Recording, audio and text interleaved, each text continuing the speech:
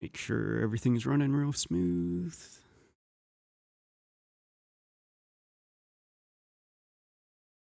All right, here we are.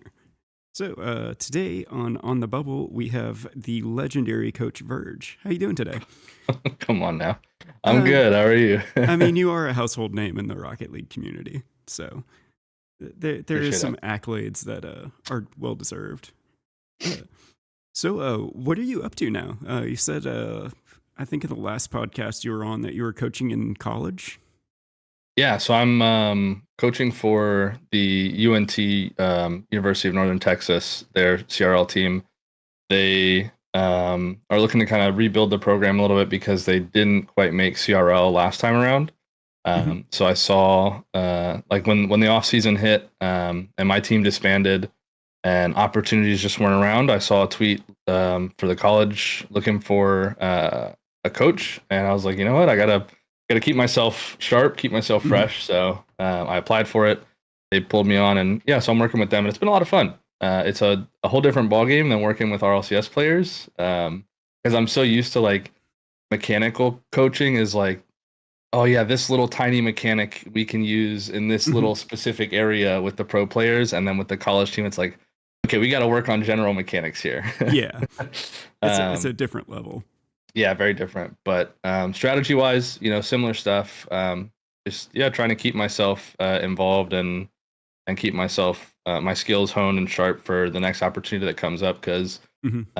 even though I'm not in this split right now with the team, I don't think I've given RLCS everything I can give it yet. So Yeah. Hopefully, RLCS hasn't been given everything it's going to get from Epic too. it's kind of feeling like it. So I don't know. Yeah. What was your reaction when you saw like I guess the how the split was going to run or how the season was going to run? Um, yeah, I've already been a pretty big critic of how poor communication has affected everybody in the industry. Where it's like this is for some of us, this is our livelihood, and I get it. It's like a risky career path, and we choose to pursue it. But at the same time, I think the talent are the ones who make RLCS what it is, and you wouldn't have the broadcast and the whole stream if it weren't for the people who are dedicating so much of their time, and for some people like me, their lives to the game.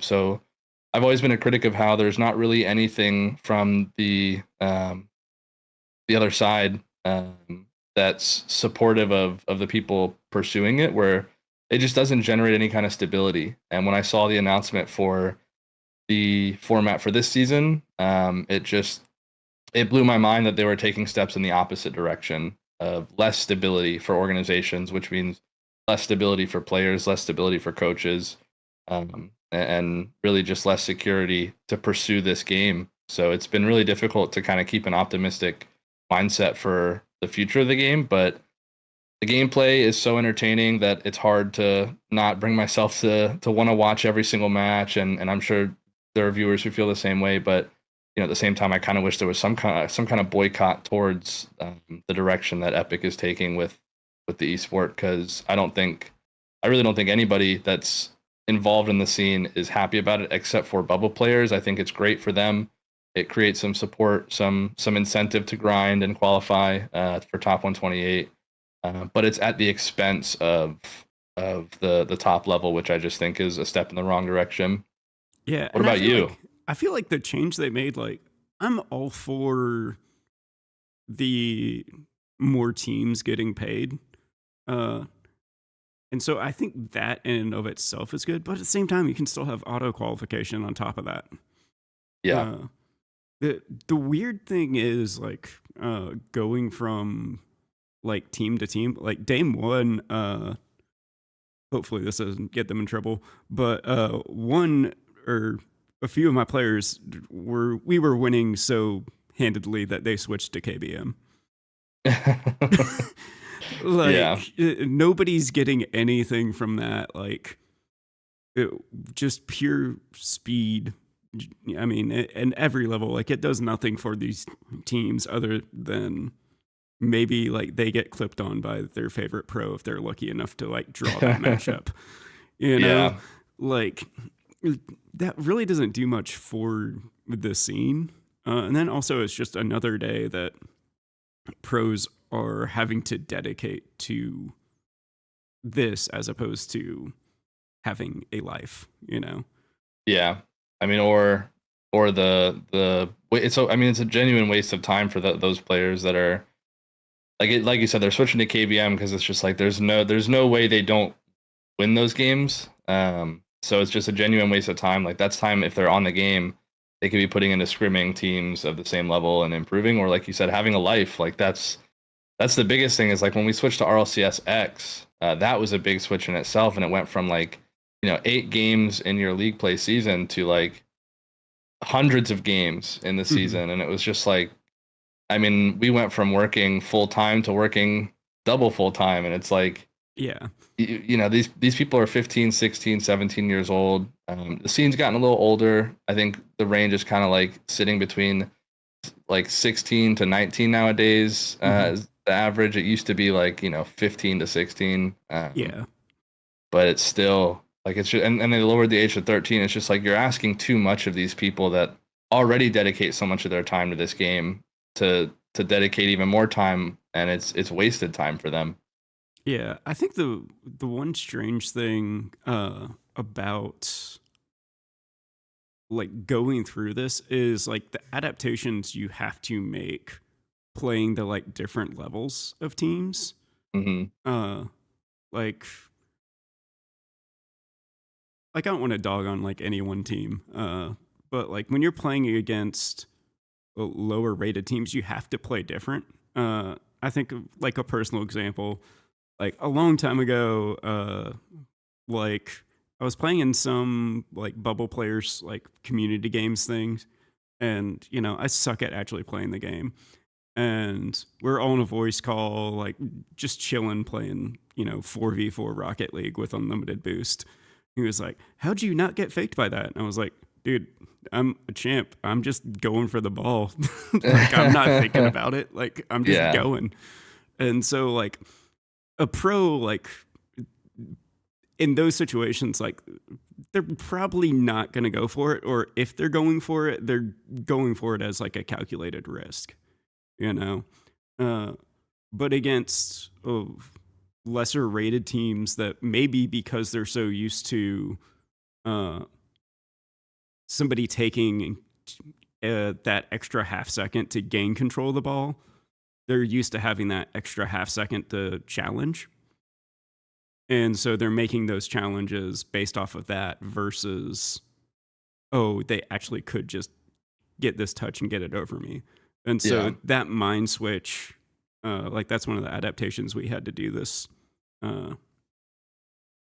weekend was, hey, like we just got to take our beats, Yeah, it's like and that's you not you can't calculate at those levels. It's yeah, like the players are turning their brains off for these matches that mean, I mean, it's like qualification, but it really means nothing because there's no way they're going to lose them. And then you go from playing these teams where you can't calculate anything they're doing, so you just ball chase, to now a team all of a sudden is like at your level and you're qualifying for top 8 or top 16. One day later, or even the same day in some cases, for some people, they're running into better teams. Like I think it was TSM and Shopify Rebellion ran into each other pretty early for top 16. And you go from playing these teams that are just never going to beat you to now you're playing against third seed. I think the best way to put it is like it's a completely different tempo in the game. So you're having to shift your tempo game to game, and that's just in Rocket League something incredibly difficult to do in terms of going from one level of team to another. Now, if you're playing one team and they're changing their pace or they're changing their challenges or something at the high level, it's okay. They're making small, minute changes. yeah. We can adjust to those. But when it's like we're changing pace of the level of players we're against, it's just so unpredictable. Yeah, it makes it. It doesn't even make it like that entertaining to watch either. So it's like, oh, this team hit the ball first. Oh, they hit the ball first again. They hit the ball first again. Oh, they hit the ball first again, and this time it was on net. Like, yeah, it's very. I don't know. Like at the same time, like these teams do need to get exposed to that level of play to be like, oh, we are slow. Oh, why are we slow? Like to those like intermediate level teams. Like that's good for them. Uh, but also like on the flip side of that is everybody's got replays to watch of M80 and Shopify and TSM. Okay, who do we get to play to make top 32 and top 16? Oh, they've had 2 weeks to prepare for us. You know, if they're wanting to put in that level of effort, and honestly, they should. If they look at the bracket and they see us and their replay reviews and all that, fair play to them. Like they should do that. That's going to make you a better team. It's going to make the games more entertaining. But on the flip side of that, that punishes you for being at the top because, especially with how poor the seeding is, you know, we get, game 1 and 2 to figure you out. And, you know, if you're playing a specific way, you may take that first game or two. And then, in a best of 3, that's everything. Yeah. I mean, 2 games is the series. Yeah. Yeah. Like, I mean, if it wasn't best of 5 for all of day 3, like we could have been in that Shopify situation. Yeah. And, you know, granted, fair play to Akron Blue, first CRL team to make it. They played really well. You know, they definitely earned their spot. But at the same time,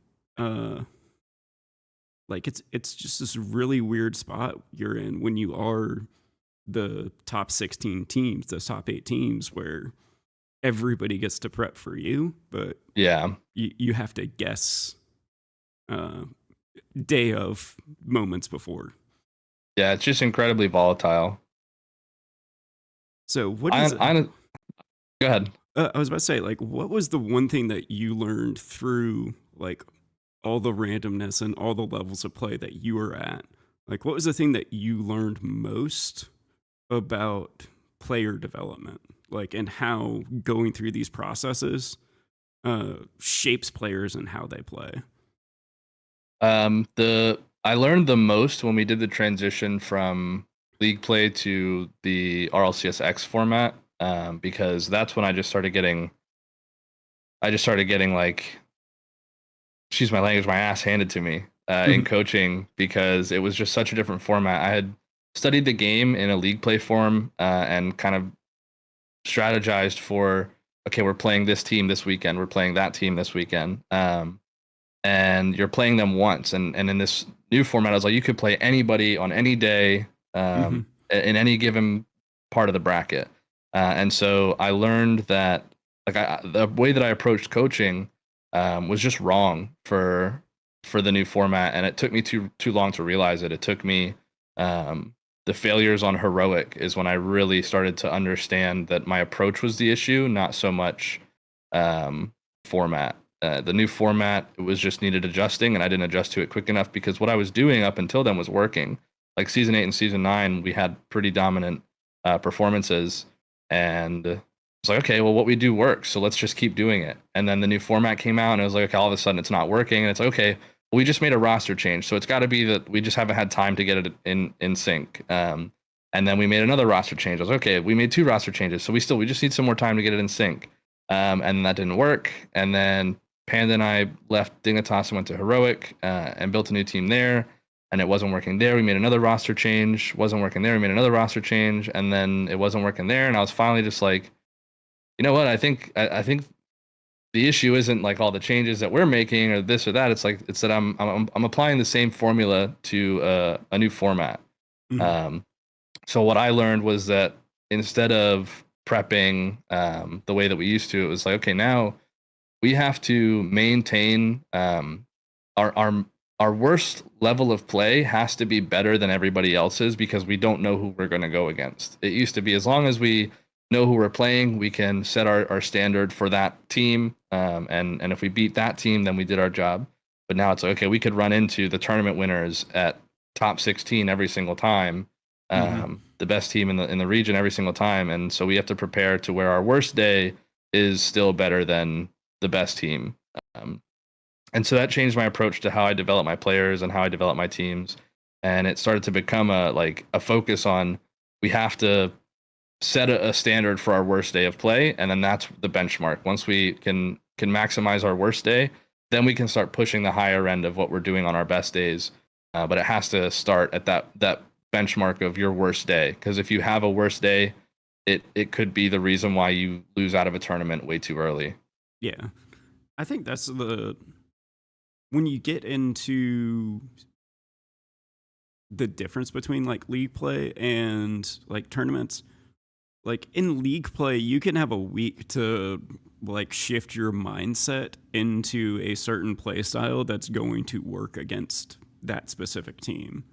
But in this tournament style, you just have to be really good at one play style and have like a few tricks in the bag, so to speak, to like, okay, if they do this, like, yeah, this whole other way of playing the game might be better, but we're not going to be able to like mentally shift into that on a dime when we need to. So we need to have changes that we can make, but they can't be these overall sweeping changes like you could in a league play format.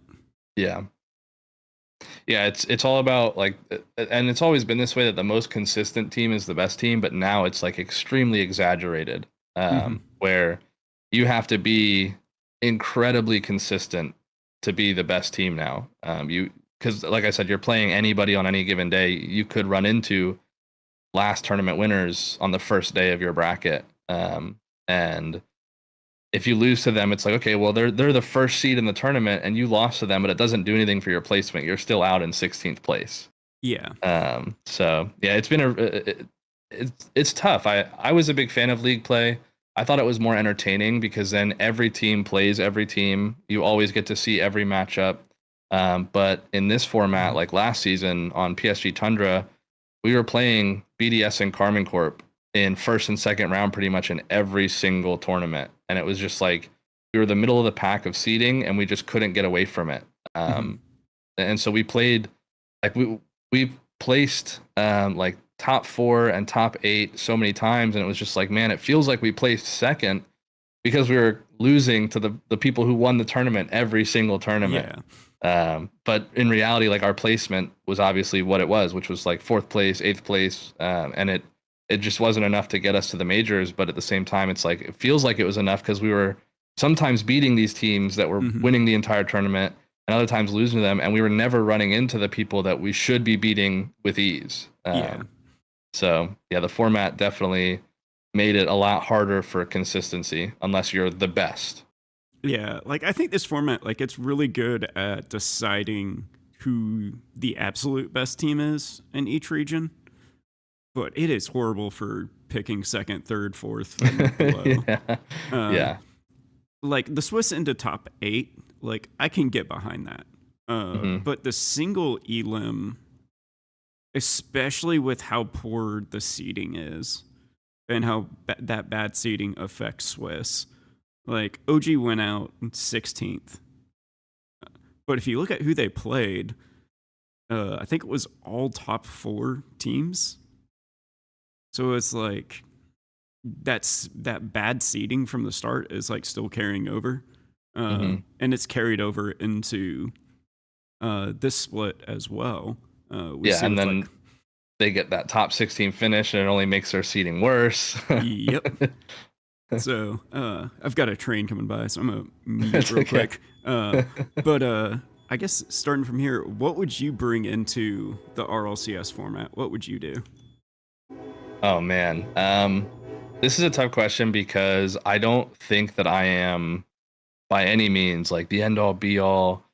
I'm a good format maker, and like there are so many people out there who are way better at it than me. But I would bring league play back. I loved league play. I thought it was so entertaining. I thought it was really exciting that for a fact all the teams are going to play against each other. You're going to get to see every matchup, and you really get to see exactly who's better than who. And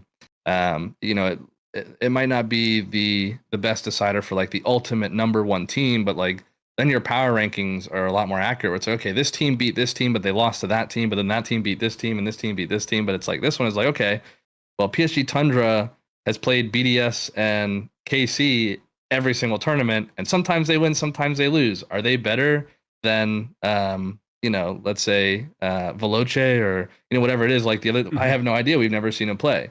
So for me, I think bringing league play back would be the ultimate. Like I think franchising is really what it needs to be, and I get that that closes the door for a lot of the bubble players and intermediate level players. But I think that a league play system, a franchise system with an academy system below it, where it's essentially the RLRS. I thought the RLRS was like the perfect proving grounds for RLCS, where it's an open qualifier. Teams make it into the RLRS, and then they battle it out for a chance at the RLCS at the end of the season. Is like you get an open qualifier to see these players that are all at the mid level, kind of breaking into the scene, and then they get to duke it out for an entire season, and then they get a chance to prove if they're good enough to make RLCS or not against the players at the top, and then you get security for the players and the organizations at the top. And I think that's crucial, in my opinion, for an esport to be successful. Is you need security and you need stability, and I think Fortnite is a great example of that. Fortnite was super hype in the beginning, and like this open format was great because everybody could join and everybody could play, and all these content creators joined and brought eyes to the scene. But where is it now? Like, who's watching Fortnite esports now? Yeah. If you look at franchises like League of Legends, like that's been around forever because it's franchised, the orgs have stability, and there's a path to growing your brand in that franchise, and you have an incentive to get people to watch your team play the game. Whereas in the current format is like, what incentive do you get for getting people to watch your team play when you might lose out of the qualifier and not even get to play on the main stage? So yeah, I've always been hoping and praying that the game shifts towards a franchise eventually, but with Epic's recent changes and how they handled Fortnite, I'm really pessimistic on the possibility of that ever happening now. Yeah, like I think if anything, having like a hybrid system. You're still muted. I'm still muted. All right. I was gonna say if anything, like my idea was to have basically 3 qualifiers into a league, because seeding has always been like the difficult part with Rocket League. But if we had like, let's say we just ran this weekend and did Swiss at the end of it, and that's our top 8 teams. Or even then, just like finish out like the winners of the lower bracket play the winners of the top bracket, and like a game advantage, best of 7 or something. And then those are your first 8 teams. Then run it back the next weekend without those 8 teams. All right, cool. Now you've got 16 teams. All right, maybe run it one more time for 24, the top 24 teams. Cool. Now you have a league that you can run, that you can build storylines with, and you still keep that open qualifier aspect of it. And you give people all the benefits of, okay, you played against these pros, like you get these weird matchups, you get to prove yourself against, the top teams. Like you get all the benefits of the open format, but then you also transition that into stability for teams and orgs. And so now the orgs can be like, oh, I want a RLCS team. Cool. RLCS, the first split, like this league, it's going to be, the next 2-3 months. Cool. There's this team that's not signed. Let's sign them.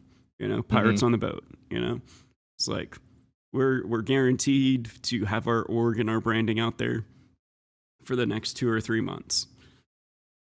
I feel like something like that might be a good compromise between what we as the players want and obviously what Epic wants.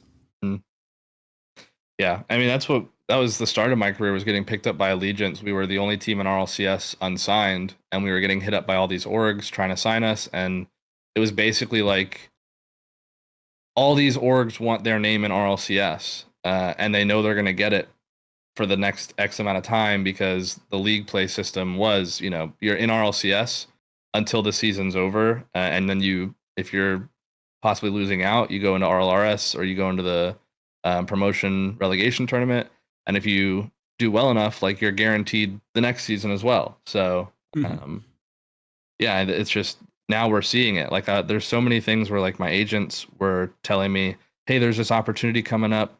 This is in the off season when I'm looking for a new place after my team disbanded. They're like, hey, this organization's really interested. They're gonna let you know in a week or two. And then a week or two would go by, and they're like, oh yeah, they saw that Liquipedia tweet about how there's no stability and Hmm. there's not there's not a reason for orgs to be in the game, and so they backed out. They don't want to join in anymore.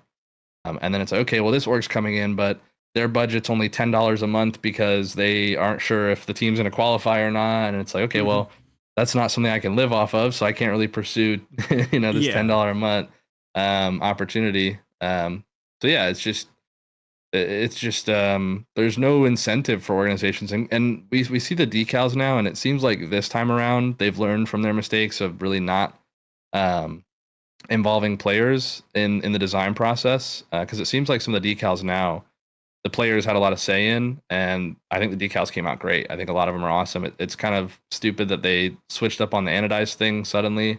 Yeah. I'm not a coder. I've never been. Hmm. I don't understand that stuff, so I can't sit here and be like, oh yeah, like no way it would mess up the game. But like, come on, how many Also, other it's Rocket anodized League. decals? Yeah. Yeah, like how many other anodized decals are in the game that like it's not going to crash the game because you're using it or whatever? And I just that's just I don't know if it's speculation or what, but I saw someone saying that they switched up on anodized at the last second because of some server overload or something and this or Hmm. that, and it's just like there's just no way because they make the same comment about having the spectator spots, like having more spectator spots in the game. It's like, oh yeah, server overload, and it's like, dude, Sunless Khan and Lethamir, we did like 45 people Oh in a yeah. game or something, and it's like you really can't add two more spectator slots without crashing the game. There's no way.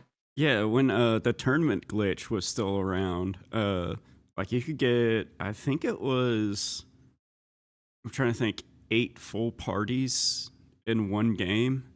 Like, so like that's what 8 times. Trying to think, that's what 64 people that we like snuck into a game. I think we only were able to get about 24 before that particular server crashed. Uh, but I've got a video up on it somewhere. Uh, but yeah, like you're just playing Boomer. Well, I'm trying to remember what game we played. It was like Boomer Snow Day Hmm. with Rumble power ups with I think like 8 or 10 people on each team, and it was spawning us outside the map. It was so much fun. Yeah. Yeah, it's like you could do all that and like sure there's bugs and glitches Hmm. here and there, but like what is the spectator slot going to do, especially for coaches? Like how hard could it be to make a spectator slot that is orange spectator or blue spectator where you can't Hmm. switch to the other team? Yeah. Like, oh, you could call out boost. First of all, I think everybody's made this argument that's like there's no time in comms for a coach to be like, oh, this guy has 47 boost. Um, Yeah, there's like it's not. you're just gonna get in the way of your players communicating.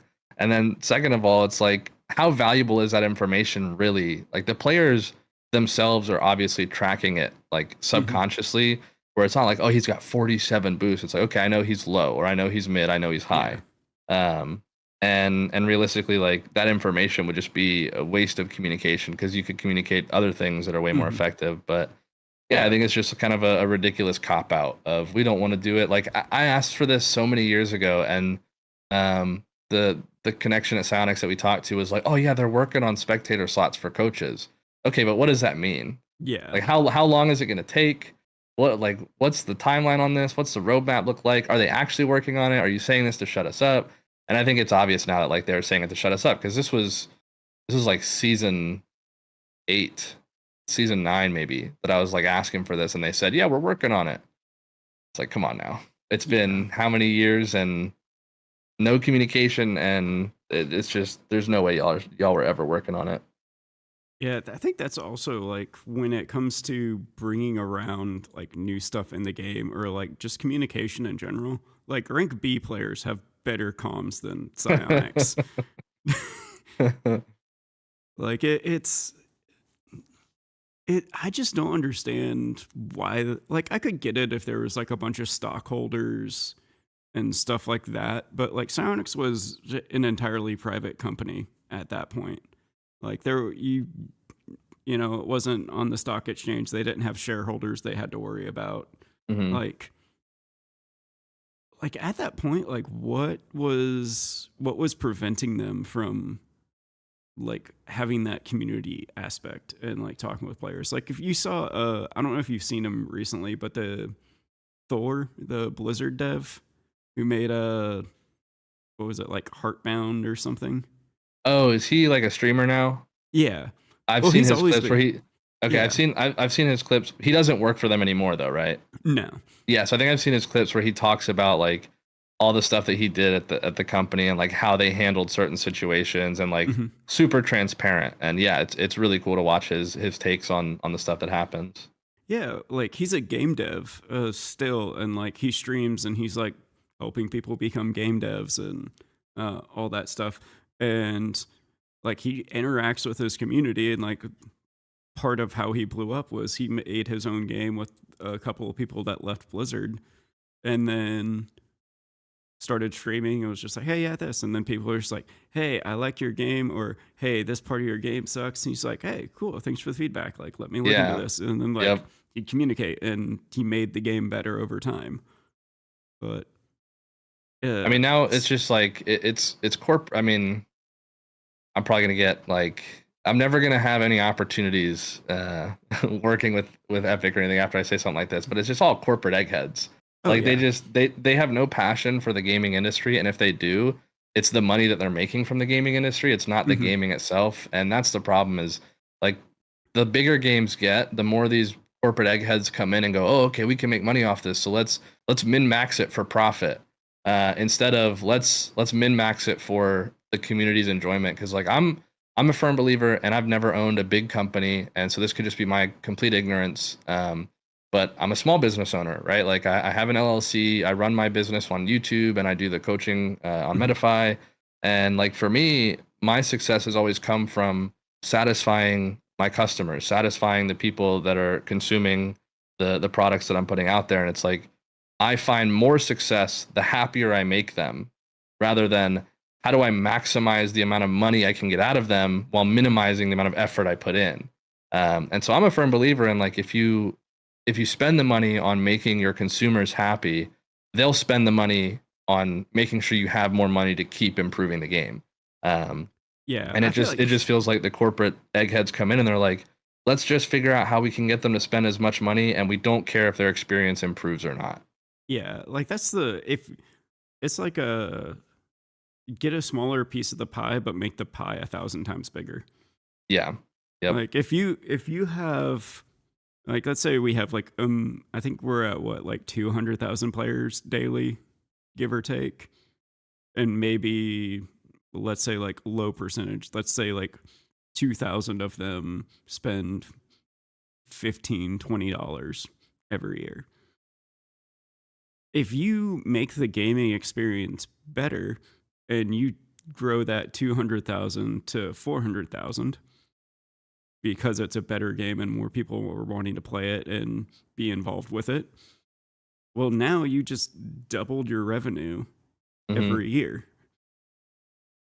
Like, just even from a math perspective, it makes sense.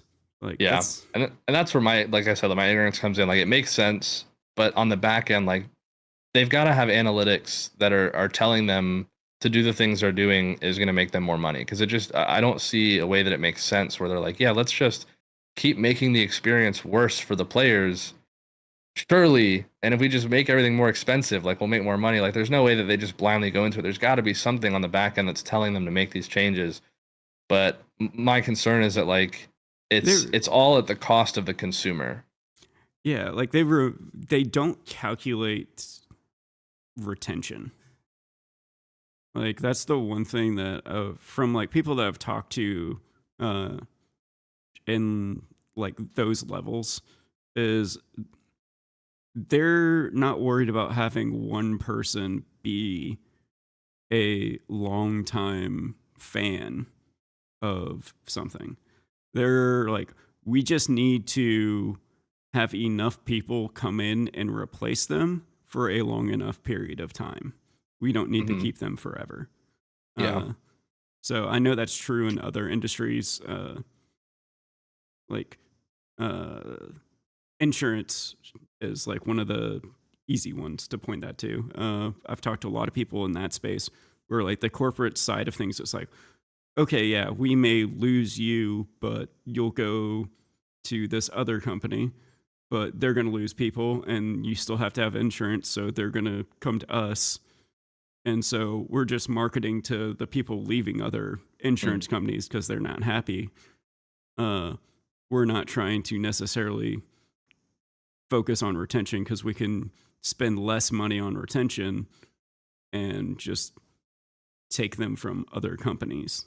I think the first thing that pops into mind, and this is like organic, like I haven't thought about this before until you mentioned that. It's just provoked some thought. Is like I have this issue. I've had this issue for a long time with like your internet company or your phone company, where it's like you see these great big deals for new customers, and I'm like, great, Mm-hmm. I get it. You're trying to bring new people in, but I've always thought that these new customer deals should be available to current customers, where it's like, okay, if we're offering this to new people to come in, you should be offering it also to the loyal people who have been spending their money at your company for month after month, year after year.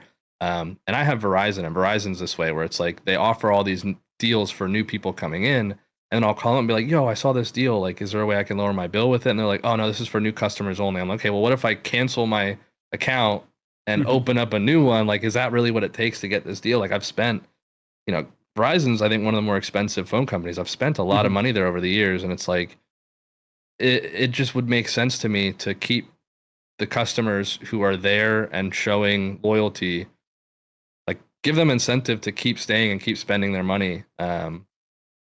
And I guess it makes sense that it's like they're not making as much money off you as they are a brand new customer, because you are spending your money at them anyway.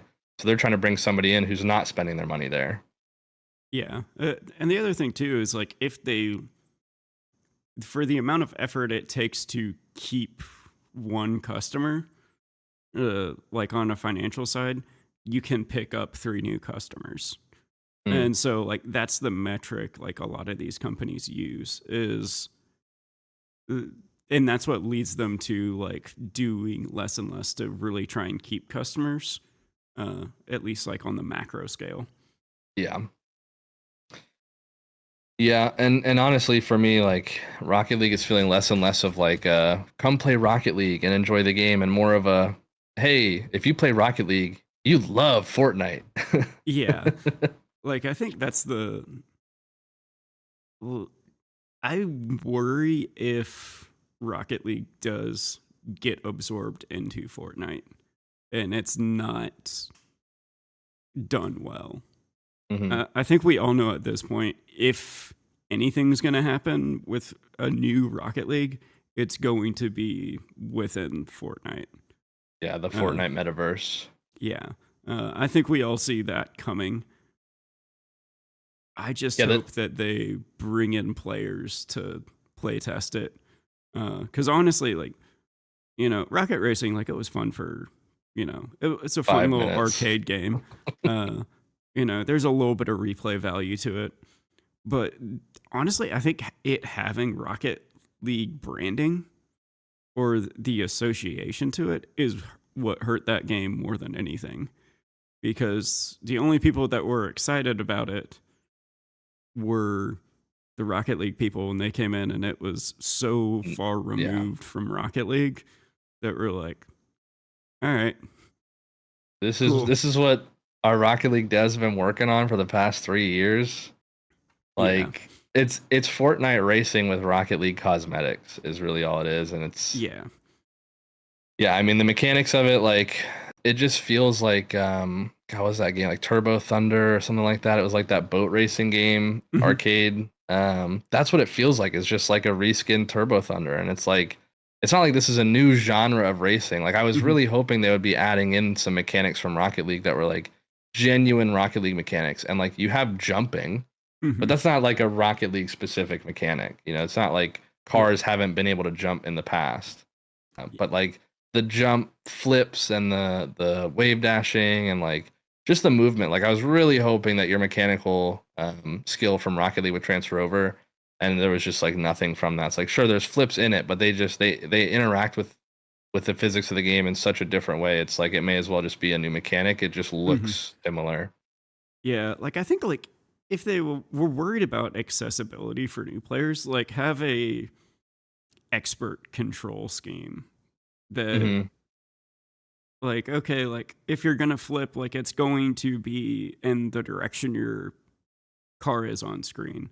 Like I can't count how many times like I was playing and I like was like, all right, yeah, like I'm upside down and I need to flip to the left, and so I'm hitting my stick right because Yep, I'm in yep. Rocket League brain, and it goes, oh, it went to the left.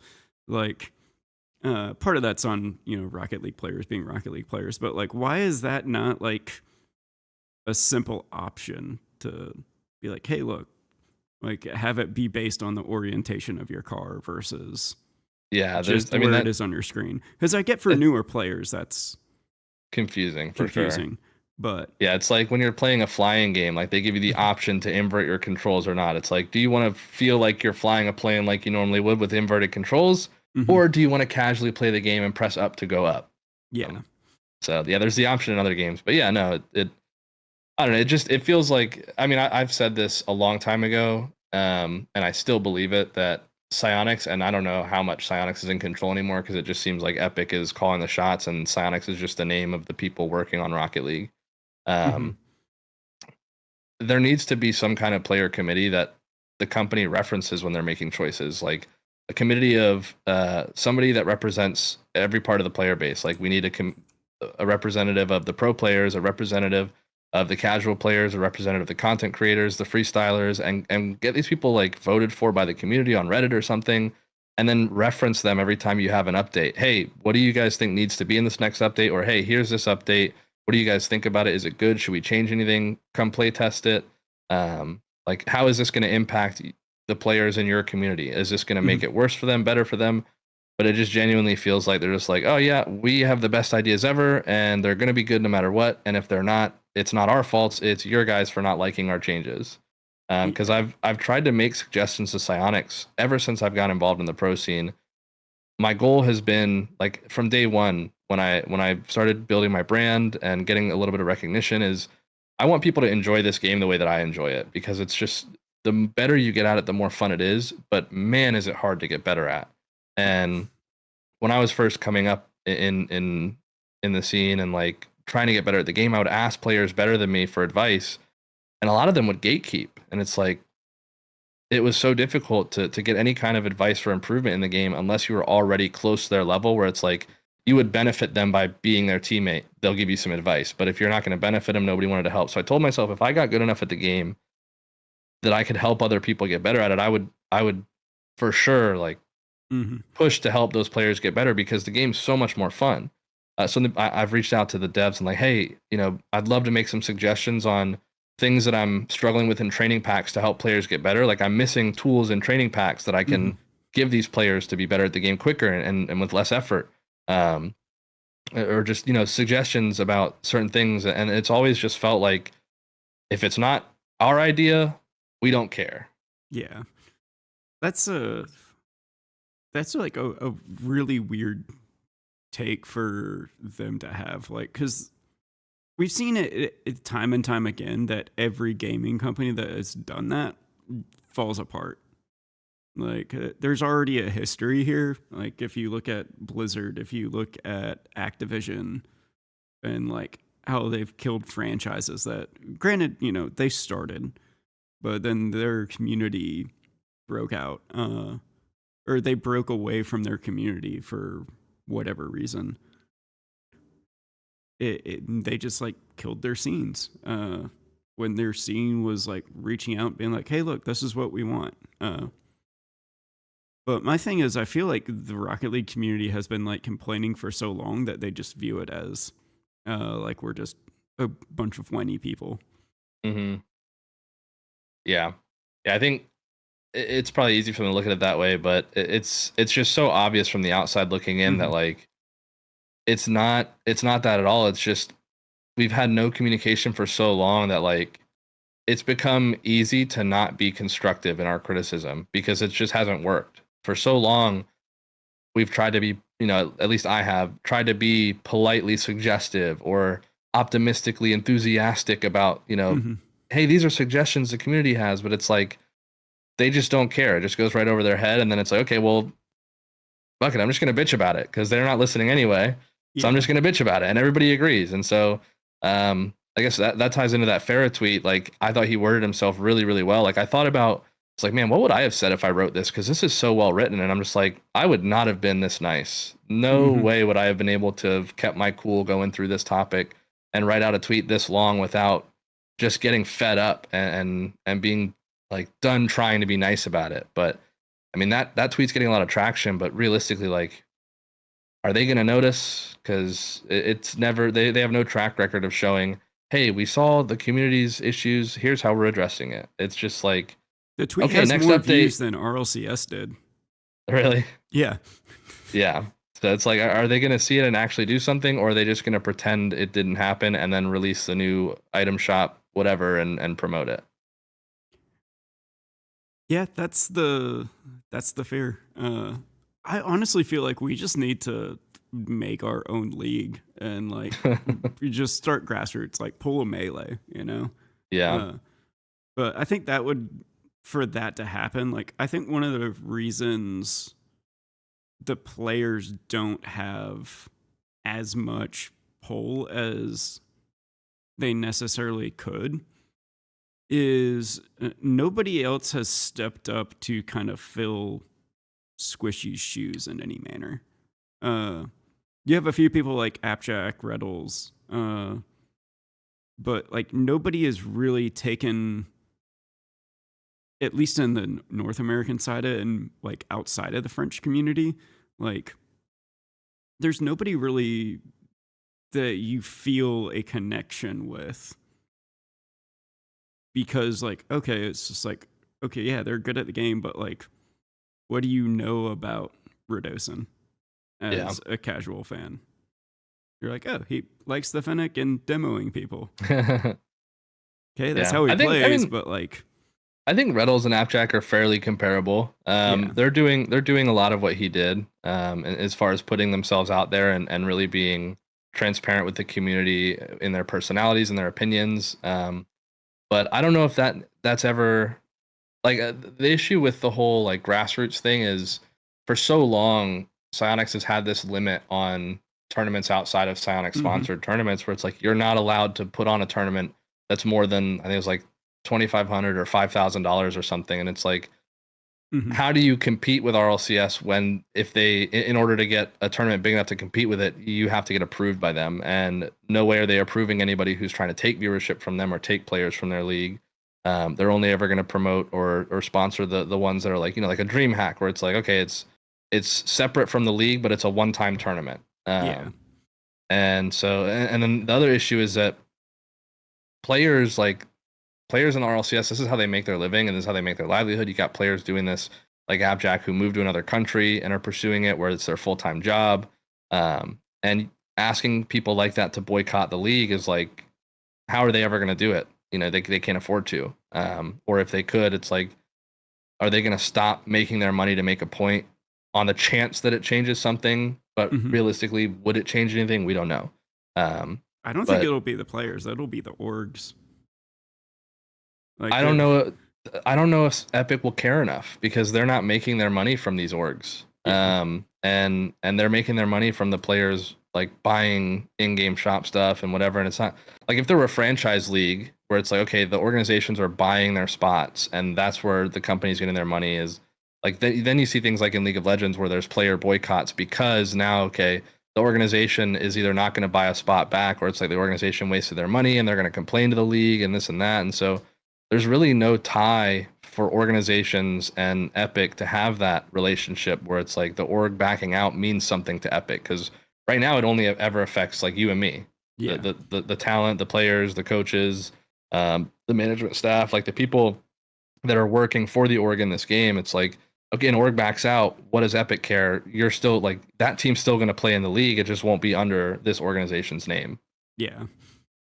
Well, I think now with especially this past weekend, because I don't know who the is it like Gotago? I'm absolutely butchering it. But the guy who owns Gentlemates, Oh, okay. yeah, like him and Kamado, like they were 3/4 of Yeah. RLCS viewership. Like that's what we need to be like, hey, we are the ones bringing this viewership.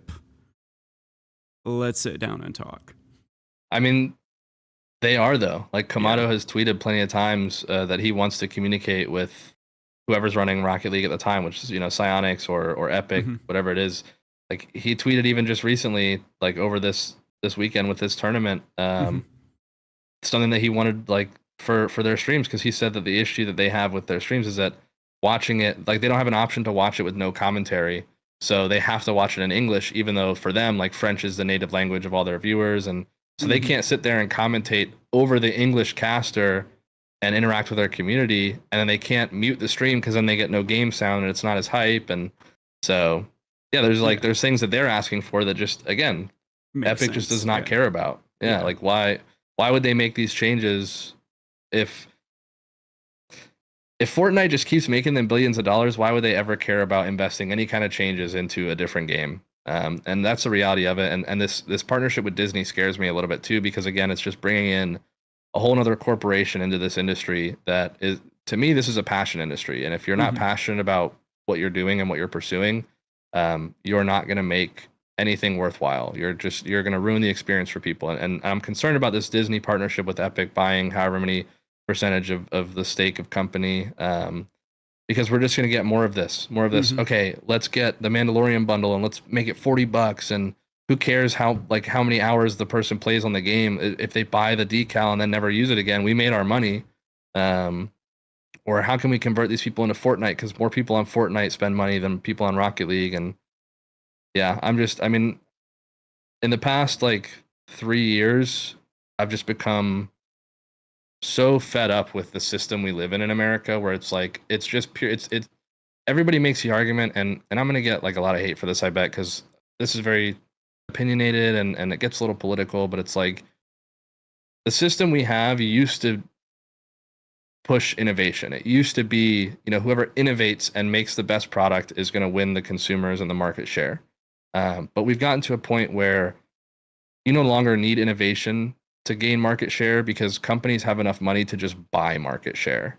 And it makes it's cheaper to just buy the market share and then put out a shitty product that is $2 to make and $20 to sell, than it is to make a new product of quality and sell it. And it makes more sense nowadays to make a product that's going to break or that's disposable, and you have them come back and buy a new one. And it's just, I'm so fed up with this system, because it just like benefits so few people, and those are the people that are in charge of how the system operates. And yeah, I'm just seeing it bleeding into the gaming community, and it makes me pessimistic and frustrated that like this is an escape for so many people from the reality of the world. Like Mm-hmm. people come to gaming to get away from the issues they have in life, where maybe you don't have enough money to pay your bills, or maybe you're working 60 hours a week to pay your bills, or whatever it is. And it's like you come to gaming to forget that kind of shit. And it's like now we're looking at it happening in the gaming community. It's like, hey, we come into the gaming community to get away from it, and they're just chasing us into it.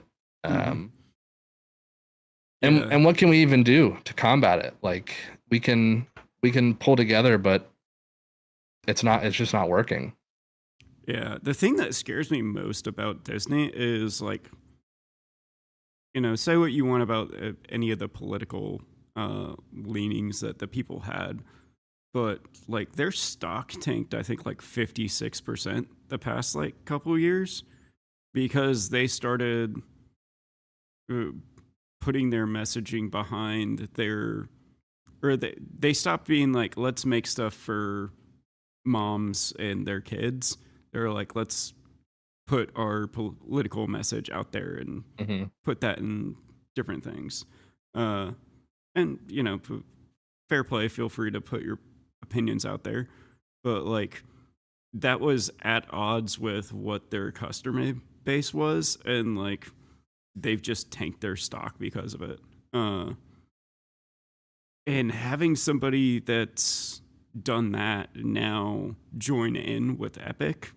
Although I do think the Disney CEO and like the board has started to switch up, but like that's what scares me about it, is like now we're adding another company that's done a very similar thing, where it's not about creating good, entertaining product. or good entertainment or good stories or whatever. Like it's just like, oh, we have a great idea and everybody should like this great idea. And if you don't like this great idea, it's because problems You're on you. wrong. Yeah. Yeah. Like Yeah, there's like an having that agenda. same mindset versus, and I think there's like healthy ways that you can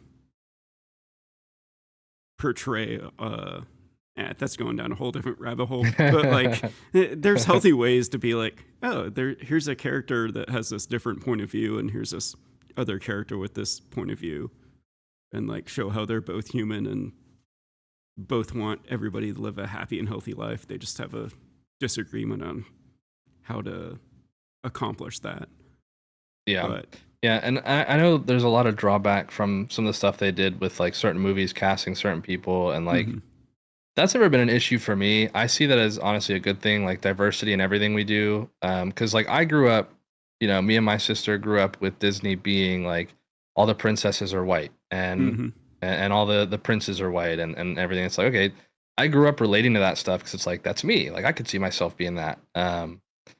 And I never understood the perspective of the people who grew up and saw and went, I can't relate to that because I don't see myself. yeah, So when I see that stuff come out, I'm like, okay, these are opportunities for people like me who are just like me as a person, but physically a little bit different to relate to these characters and see themselves as these characters.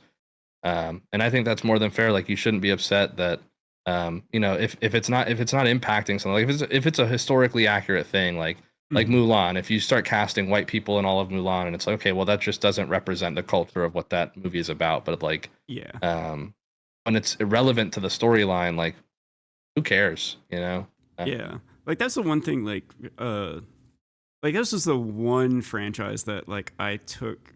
I don't even think it may be Disney, but like having James Bond be a black woman like just does not make canonical Yeah. sense. Hmm. Like because You're it's obviously doing it just to do it. yeah, like it's he James Bond is like this British spy, and if you've ever been to Europe, there's not too many dark shaded people across any race there, so they stick out, and so like it canonically like even if you look at like people that have come out of MI6, today, like it just doesn't make sense for the role that they have them play in that. Yeah. Or at least like specifically like the missions that they sent them on. Like, but yeah, because that's like one of those really weird things when it came to like the casting and stuff like that. But Yeah. Yeah. And I don't know how much like these Disney opinions are going to affect the approach that Epic has in their relationship with their communities and consumers, but mm-hmm.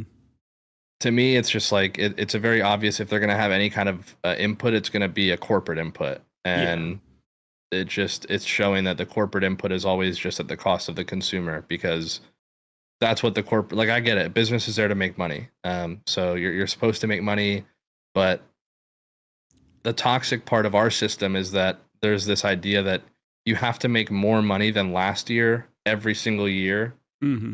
in order for your company to be successful, and it's like you're making millions and billions of dollars a year. Like when is it ever enough? When do we get to see the fruits of that profit for you? Like when does that profit Mm-hmm. start showing the benefits for us? Where Yeah, like, okay, your company's making billions of dollars. When is your product going to get better? When do yeah, you start doing things that benefit the consumer because of how much money the consumers have spent on your company and on your product? And yeah, it feels like when a corporation comes in and takes over something, it's like, okay, how can we make the quality of this less so that it costs us more? And then how can we sell it for even more than we were selling it for before? yeah, Um, Instead of how can we make the quality of this item better so that our consumers enjoy it more, they buy more of it, they tell their friends to buy more. Um, it's just such a backwards approach because it's what works, and it's because there's just such a large amount of money. Like when you get to this point of like you have billions of dollars in profit, what else do you do with it other than spend it market. on making more money? Yeah, it's like it's more like that's like the easy corporate answer versus like the actual pragmatic like long-term answer. Hmm. Because like if they invested in making Rocket League a better game, then I would be like, hey, yeah, you should come play Rocket League. Like there's not anybody that I'm like, yeah, you should definitely like go play Rocket League. Which, Yeah, as a coach, like it's not a little that enjoyable backwards. to game. Like I don't know if you've seen any of my tweets about like the MMR system, but Hmm. like it's just so it's worse than the seeding that they're using it for. Uh, as far as like player progression and stuff like that, like uh, I think like the easiest example is Lethamir's doing his Road to SSL series again. Uh-huh. Uh, he's won. I think he got placed in like Diamond One, which I think he only won like 8 games to get there. It's like, how are you playing 12 matches, losing some of them, and then being put in the top 20% of the player base? And that can happen to anybody with a little bit of luck. Yeah. Yeah, I mean, I'm not too familiar with the starting from scratch. I've done one series of Road to SSL. It was like a rotations to SSL, just trying to show Mm-hmm. people that like mechanics aren't everything you need to get there. But nowadays, you can't get to Yeah. SSL without mechanics. Yeah. But at one point, you could like just be SSL purely off of game sense, Mm-hmm. and you need the fundamentals. So anyway, I was doing Yeah. a series on it, and like I placed diamond, but what I noticed was like you start out in bronze, you win your game, they put you in silver, you win your game, they put you in gold, you win your game, they put you in diamond, and then like it's just like I guess they're just trying to find like Mm-hmm. where you are winning versus where you're losing, and try and put you at that spot. But I do think like if you look at like a League of Legends, for example, if you make a new account, like no matter your win streak and the placements, they put you at like the average rank of players, where it's like Yeah. this is where most players end up in rank. You just started the game, as far as we know. Mm-hmm. So you should fall into the average player base and learn from there versus like getting inflated, because ranked inflation is a big issue. I think that there needs to be some form of rank decay at the highest level, because right now you have a player who gets rank one, whatever MMR, like 2600, and then not that this happens, but they set the controller down for 2 weeks. They come back, they're still rank one at 2600. Yeah. Um, we need some, and so what ends up happening is the people below them, they inflate because there's no gatekeeping at that rank, where it's like, okay, the people at the highest level just keep going up and up and up in MMR indefinitely. The people Mm-hmm. below them aren't running into them as often anymore, so they rank up a little bit more. And then the people below them aren't running into those people, so they rank up a little bit more. The people below them rank up a little bit more. And there's just like, Yeah. there's just no gatekeep at the top. So as the top keeps moving up, every rank below it gets pulled up as well. And then now you have like these accounts that they don't play for a year and they come back and it's like they're the same Grand Champ 2 rank they were a year ago. Mm-hmm. Um, and the system is just so backwards, and there's no resets. Like there's a soft reset. I really liked what they did with the hard reset recently, but then right after they did it, they turned around and Yeah. corrected it immediately. Corrected it. Yeah. And I was like, I got placed champ 1 or champ 2. I was like, man, this is gonna be fun to grind back up to my rank for the first time in Mm-hmm. however many years. And then the correction came, and I was like immediately the rank that I was before the season reset. And I was like, what's the point of getting placed if I'm just getting placed right where I started again? Yeah, I think the other issue, like with rank inflation, is like you get ranks that are overpopulated, and then you get like randomness within that rank to like an extent you shouldn't. Yeah, there's Uh, too much variability in each rank. yeah, like it's just like the way I describe it is like there's the bell curve of like the players, and then there's it's like the skill, and then there's the bell curve of what rank actually is. Like Yeah. it's just so squeezed together. Hmm. And so, like, if you want to hit Grand Champ, yeah, you just got to get good. There's no way around that. But, like, if you want to play around players that are around your skill level, Q5 games and one of them maybe will happen. Yeah. Uh, It is, I think it is difficult with Rocket League, to be fair, to the game and the devs that are implementing the system. Like you can get a goal mm-hmm. based off of so many different skills, right? Oh, yeah. Like earning a goal doesn't come from always out mechanicking your opponent or always out rotating or always air dribbles or whatever. So like you could be really good at one mechanic and get to a rank that someone else is at because they're decent at every mechanic. Mhm. So it is difficult to kind of gauge it that way, where it's like, are diamonds supposed to be able to do flicks, air dribbles, power shots, and dribbles consistently? Or is it like, maybe it's their game? Like, there's no way to say diamonds should be able to do this in order to be diamonds. So, Yeah. just to be fair to them, like, I feel like it is difficult to create a system that accurately places you with skill perfectly, but I don't think that means it couldn't be better than what it is. Yeah, like I think a really easy fix to it is to like if you look at other games like outside of like competitive genres, but like if you just looked at single player games, uh you start out with no items, no mechanics, no combos you can do, so to speak. And as you progress through like the storyline, they're like, "Oh hey, you've now unlocked the half flip. Let me Hmm. teach you how to do the half flip." And then Yeah. it's like, "Cool, hey, you worked your way up to bronze. Like, all right, we're gonna teach you this really cool thing called the half flip." And then Hmm. it's like, then they teach you the half flip in game. And it's like, all right, cool. Like now we're gonna teach you like how to jump and like use your boost to get to the ball. Yeah. And it's like, Yeah. and It's have just, they just, something at the lower ranks that like kind of intercepts you, kind of like unlocking a new character in Smash. Just like, hey, like you're getting to this point now. Like we notice the yeah. ball is above the crossbar in some of your games. Let's teach you how to get up there. Yeah, You no, know? I totally agree, and I've said, like I said, the suggestions I've made for training packs and other things, like there needs to be an in-game progression system, like you Yeah. said, where when you reach a certain rank, even if like you can already do it, they're still suggesting like, hey, Mhm. at this rank, half flips start to become more necessary, like, or like, hey, you've made it through this part of training, you've unlocked this part of training. Mhm.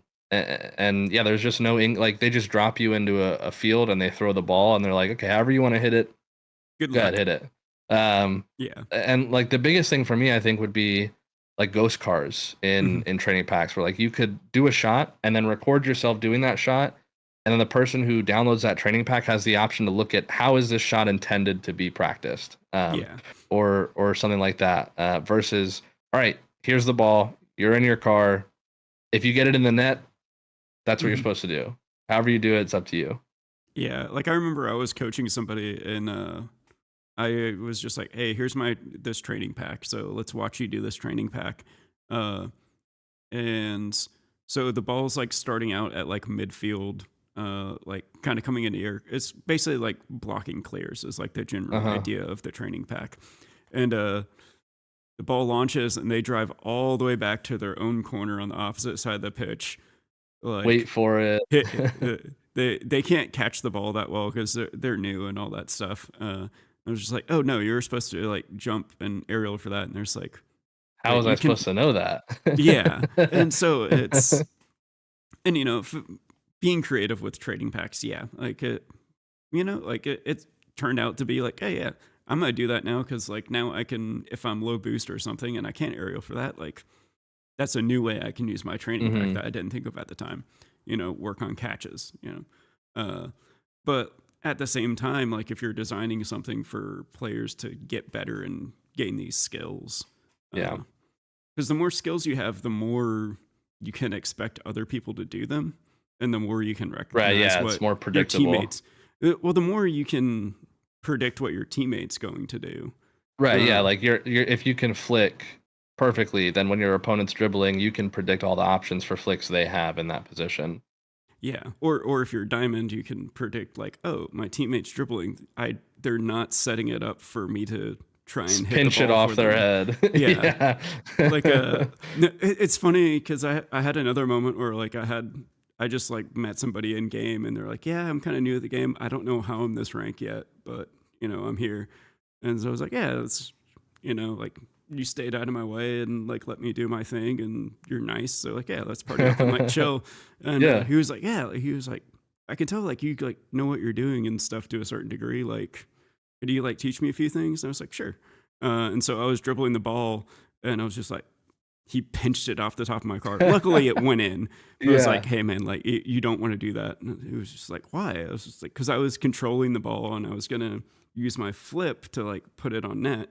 And then, if we don't need two people to do it. Yeah. And he was just like, oh, I thought you were like setting it up for me to like, you were like a golf tee. And like, he actually used the analogy of like, he thought I was teeing being a golf tee for him. Yeah. And I was just like, I can't blame him for that because there's no guidance. He's never seen a flick. He doesn't know a flick exists.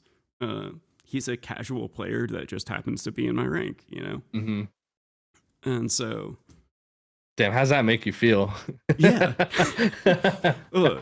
I know. Like that's what made me do the deep dive into like the MMR system and try and figure out like why it was so random. And I was just, or at least that was one of them. Yeah. But at the same time, it's like, it's very hard to, that's what I think like makes ranking up hard is like, you basically have to be GC to like carry yourself all the way through it. And then everything else below that. Like, I think there's really like maybe 3 ranks in the game. There's like completely new. There's decent-ish at the game, which is like where I'm at, which is like the plat through like champ rank. And then there's like GC. And then obviously once you get above that, like you're getting into like competitive territory. Mm-hmm.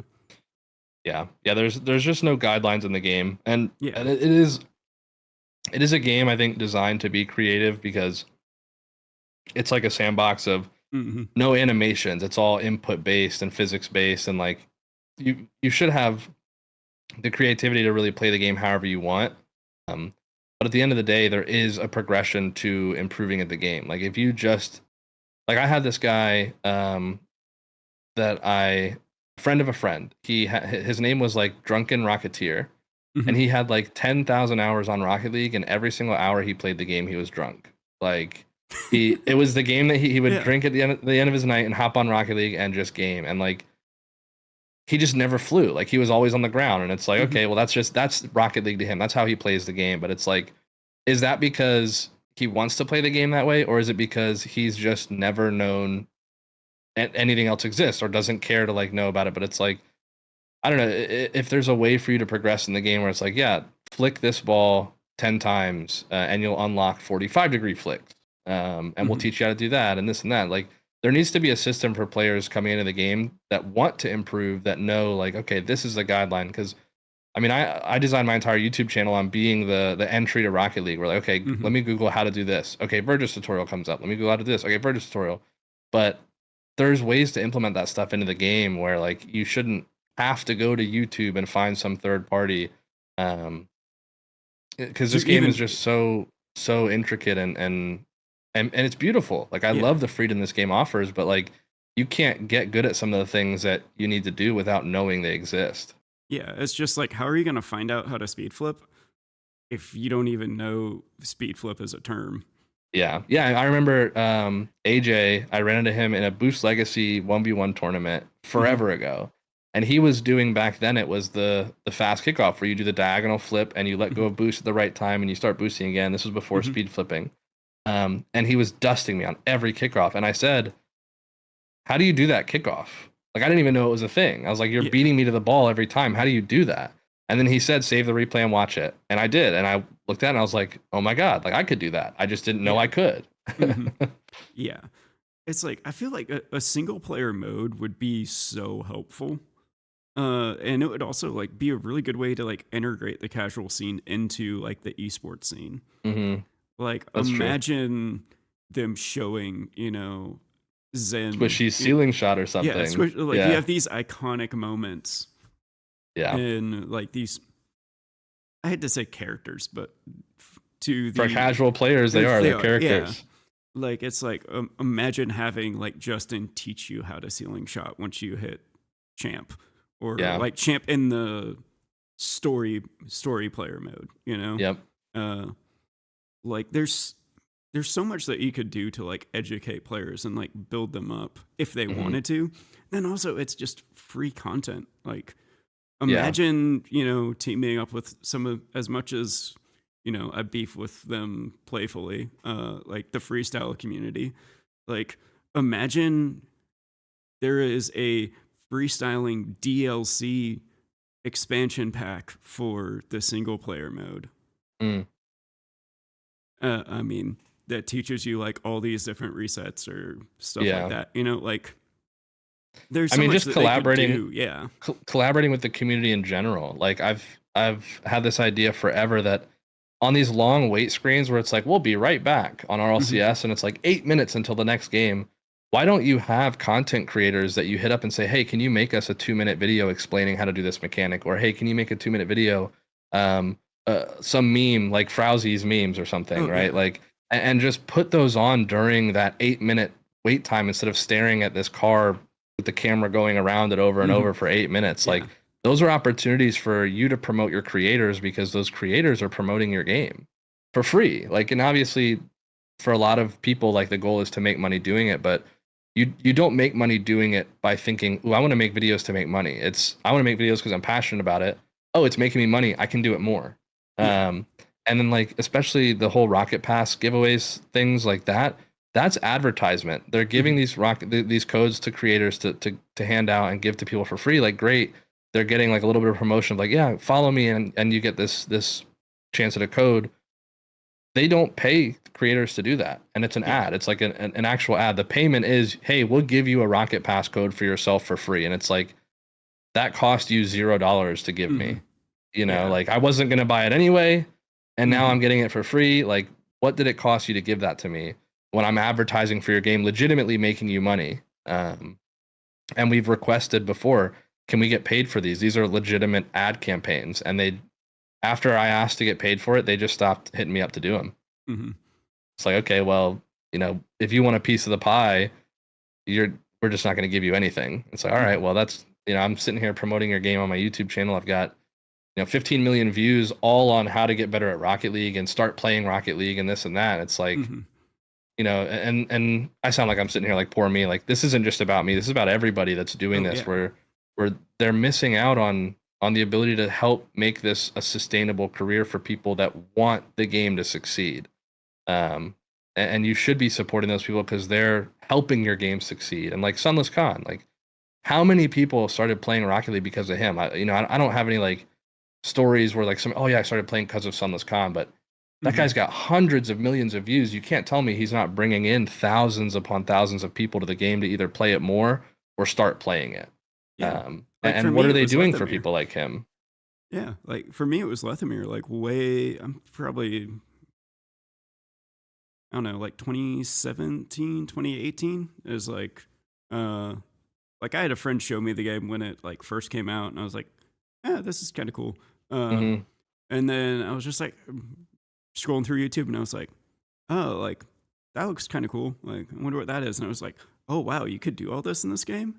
Yeah, it's like watching them do 1v1s, and then I was just like, oh, like the Fear broadcast, and I was just like, oh wow, like this is depth. really intense. Like I was just like, and it made me think of Melee, and I was just like, man, like this has like that same like movement, like character expression vibe that Melee does. Yeah. And so that's what hooked me on it. I was just like, like that's what brings people to the game, is people talking about it. Like Pow World, like look at all the people that like just immediately jumped on that. I mean, that's the exact reason. Yeah. Like every new game that comes out, instead of marketing on like ads on TV or whatever, like instead they're paying creators to play the game on stream because that's what's bringing in players. It's like, oh, I see my favorite creator playing it. Oh, looks like he's having fun. I bet I'd have fun. Yeah. I'm going to play the game. And yeah, they just do nothing to support that aspect of the community in Rocket League. And like, I feel like it's an exponential thing or like a cyclical thing where like if you promote the creators and the creators are promoting your game, then your game gets more viewers. And those viewers, like you're promoting these creators, those creators get more viewers, they keep promoting your game. And it's just like an infinite like cycle of both parties benefiting. But it's just so difficult to get in contact with anybody at Psyonix for anything like that unless you already have like a relationship with someone. at Psyonix, or you get big enough where it's like they can't ignore your voice, or something like that. But yeah, like the people in the scene, like the fact that Farah has to tweet this out instead of just Yeah. being able to hit up someone at Psyonix and be like, hey, these are concerns that the professional community is having. Like he Yeah. has to tweet it because it doesn't get through anywhere else. And even on Twitter, it's not going to get through most likely.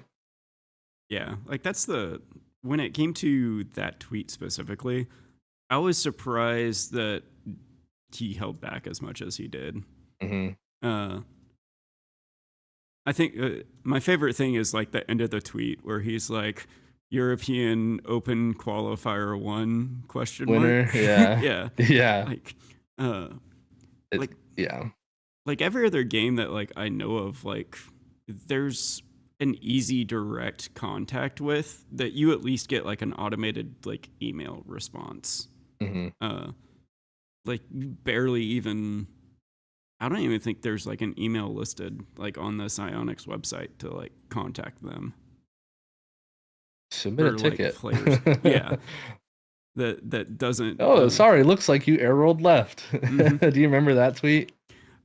Oh, I'm trying to think. When was that? It was like so long ago. It was like way- 2018 or 2019 or something. Yeah. It was like some guy had an in-game bug that like Mhm. legitimately looked so whack. Mhm. And then the support team responded to the tweet and said, "Oh, looks like you air rolled left. Hope that helped." Yeah, that would have to been then, because I'm trying to think, when did directional air roll come out? Directional air roll's been out for a long time. Yeah. I've been using it for half flips ever since I learned half flips, and that was like 2016 or 17. Yeah. So is Rizzo, but jokes about control schemes if you guys get that one. Yeah, his is. I mean, he plays the game like it's Halo, like he's Yeah. driving on Mhm. Halo. I don't know how he does that. Yeah. There was I'm trying to think where was I going with this? But when it came to like the discussion that I've had like with other game devs and stuff like this, like I can't even get somebody like from Psyonix officially. Like, when's the last time someone from Psyonix has been on a podcast? Yeah, there's no like public opinions. Like if you look at League of Legends, he gets a lot of hate, like, Mhm. but he does something. Freak Mhm. communicates with the community, even though he's not the greatest at it, and Yeah. there's a lot of controversy on how he does it.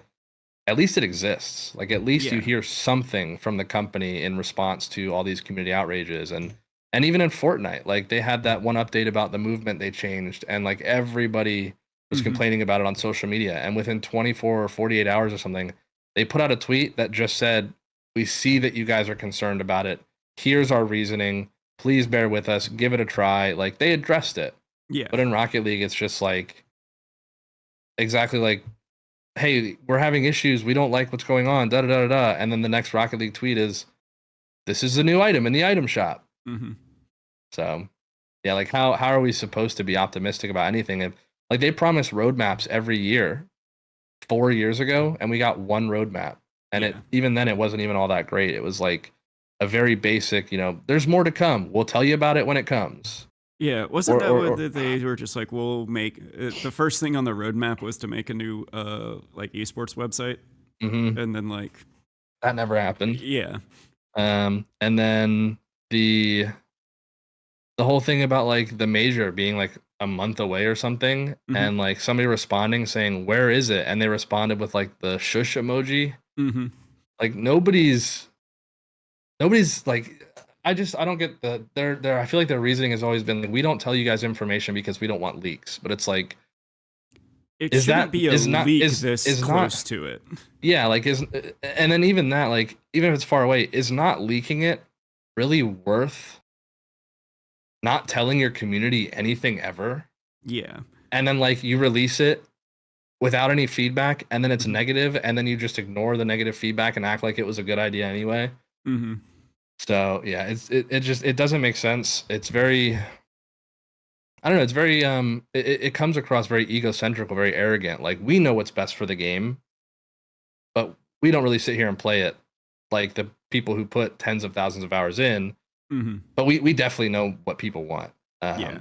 And yeah, it's just like this big pissing contest of like, we know our game better than the community, so we don't care what the community says. And I'm not saying like the community knows anything about the back end better, but I can guarantee the community knows what the community wants better than the devs know what the community wants. Yeah, like And you look at any big giant successful game, Minecraft, mod support exists. Like Yeah. there's mod support because that's what the community wants. The community wants to be able to put their own stuff into the game for everybody to use, and the companies that allow that are the ones that end up having these giant monster games that everybody wants to play.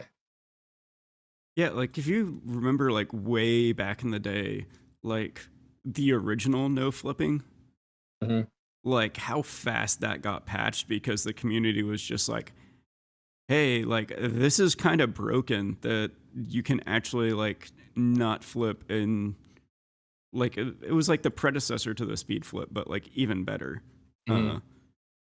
Like as soon as like that came out, like all the pros were like, hey, like this is kind of broken, and it looks really weird, and like it's not that competitive. Like all you have to do is like do these binds, and Yeah, then macro. yeah.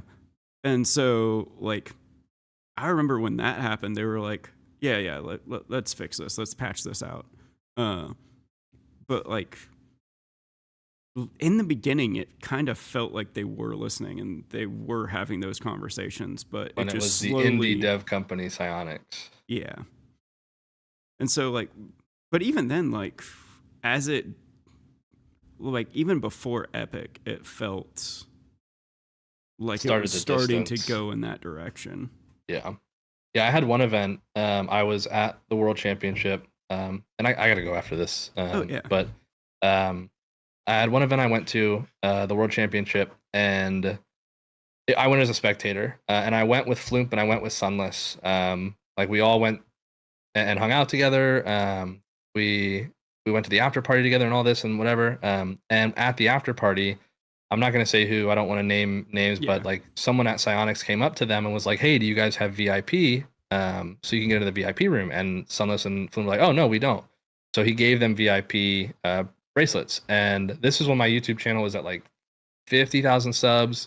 I was on Dignitas, and we had just done Madrid the year before, or the season before, I'm pretty sure. This was the first Worlds back after the pandemic. And they were like, "Hey, this is Verge. He's with us. We don't want to leave him. Like we all came together. Can he get one too?" And the guy was like, "Oh no, I don't know who Verge is." And then they're like, "Well, this is him right here. He coaches for Dignitas, and he's got 50,000 subs on YouTube.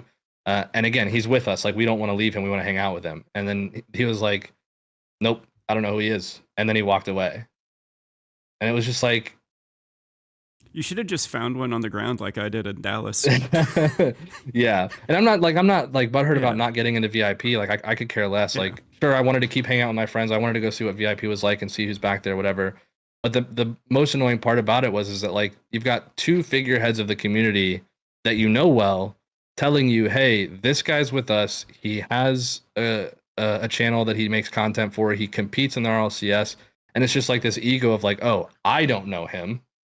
So that's what matters." Like if I don't know him, then it doesn't matter who he is, or it doesn't matter, how the community thinks of him or whatever. It's like, I didn't know who he was, and I work for Psyonix. Yeah, like I hope that they finally read the room. Like with the RLPA that's like picked up and all that. You've got 80 pro players / coaches that have like come together and be like, "Hey, we all agree on these are the things that we like at least want to have a conversation about." And Farah's tweet is pretty much that same thing. Like I hope somebody's listening to at least one of these things. So yeah, but if not, we can hope. Grassroots movement, let's go. Yeah, I'd hate to see Rocket League turn into a Smash Bros Melee V2, because like, oh yeah, that game's dying. It's dead. Like there's the niche community for it, but like that's all there is. There's no support for it, and there's no broader reach of let's get viewers on these people. It's just they run it themselves, and if you're interested, you're interested. If not, then you have no idea what's going on. Yeah. Well, hey, thanks for coming on. I think we've had some good conversations. Definitely, I think we fit the mood of the Rocket League community right here. So if you guys have any questions, definitely go check out his YouTube channel. All his links are in the description. Thanks again for stopping.